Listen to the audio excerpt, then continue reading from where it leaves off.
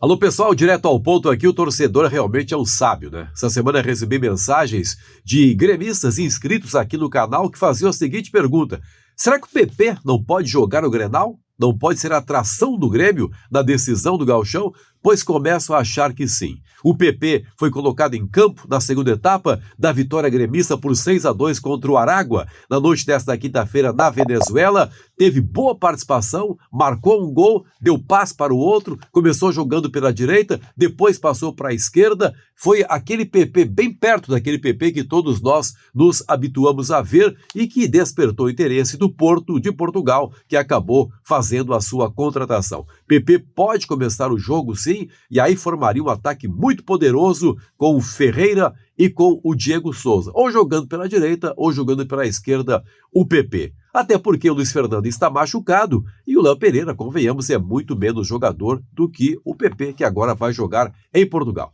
Pode ser, por que não, a grande atração gremista na decisão do Campeonato Gaúcho. Aliás, basta um empate para que o Grêmio, que venceu o primeiro jogo por 2-1, se sagre campeão. Outra possibilidade de mudança nessa equipe do Grêmio é o ingresso do Jean-Pierre. Não acredito que, em razão da parada, o Jean-Pierre possa ser colocado em campo desde o início, mas é uma alternativa muito forte para o segundo tempo. Ele entrou também na etapa final do jogo da Venezuela, uma atuação que não foi tão exuberante assim, mas foi participativo, fez lançamentos, tentou arremates a gol, participou de um dos gols do Grêmio. Jean-Pierre e Darlan têm convicção disso, vão disputar uma posição nessa equipe do Grêmio. O Darlan, de novo, foi bem, ele até foi um pouco displicente ao não marcar corretamente, não marcar com força no primeiro gol do Aragua, mas ele foi o principal organizador dessa equipe do Grêmio o tempo todo, marcou um gol sensacional no passe do Léo Chu. Darlan começa a se candidatar a ser titular dessa equipe do Grêmio no setor de armação, embora seja o volante, e vai disputar certamente essa posição com o Jean-Pierre, que agora está voltando. Uma coisa é certa, o armador do Grêmio não será o Pinares. O técnico Thiago Nunes disse na entrevista coletiva que no seu tempo de Chile, o Pinares jogava ou pelo lado direito ou pelo lado esquerdo. É a preferência dele, jogar pelos lados, sobretudo pelo lado direito. Então ele não será o armador e por isso que eu cada vez mais me fixo que enquanto não for contratado um novo jogador para essa posição, Darlan e Jean-Pierre vão disputar esta vaga na equipe do Grêmio. Eu não sei quem seria o favorito nesse momento. Era um jogo para observar garotos. E foi legal, hein? Foi muito bom o rendimento dos meninos. O Chapecó, goleiro, praticamente não teve trabalho, não teve culpa no gol marcado pelo Aragua, mas quero destacar aqui 3 jogadores em especial. Fernando Henrique, me parece um volante muito promissor, é um volante muito móvel, é um volante audacioso, ele sabe marcar, mas também sabe chegar à frente, até deu um chute a gol. Parece um jogador que, se bem trabalhado, possa se fixar no futuro como titular dessa equipe do Grêmio. Ricardinho, o crescimento do Ricardinho é notável, né?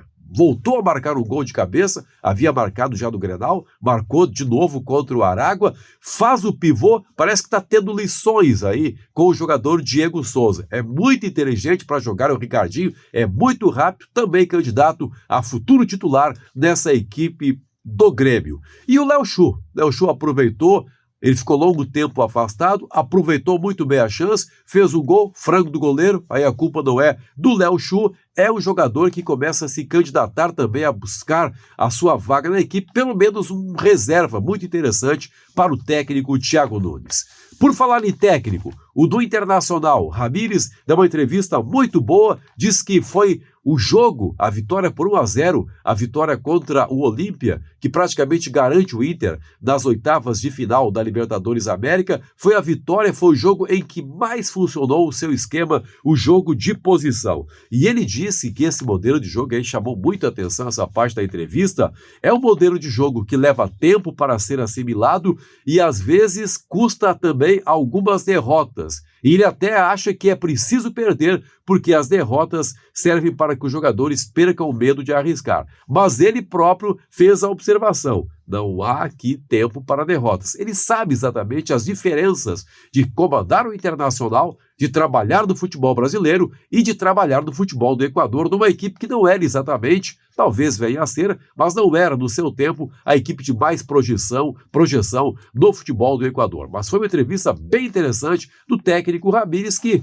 tira um pouquinho, a corda do pescoço, porque era muito forte a pressão em cima dele, ele vai muito mais confiante para o Grenal. Segundo Moisés, era preciso que os jogadores fizessem o jogo da vida, e de acordo com o lateral esquerdo colorado, eles fizeram esse jogo, e por isso a vitória, que foi muito importante, uma vitória que realmente permite ao Internacional respirar depois de uma semana muito pesada em razão da derrota no Grenal. Uma semana que está se encerrando, mas está abrindo aí o sábado e o domingo para a decisão do Campeonato Gaúcho, e eu tenho a certeza de que será um grande jogo. O Grêmio tem vantagem, mas isso não garante que o Internacional já esteja derrotado. São dois técnicos que começam o seu trabalho, dois técnicos que têm muito a mostrar, e eu estou muito ansioso aí por esse jogo. Dê seu like, ative as notificações, se inscreva no canal. É sempre um grande prazer contar com você por aqui. Até a próxima!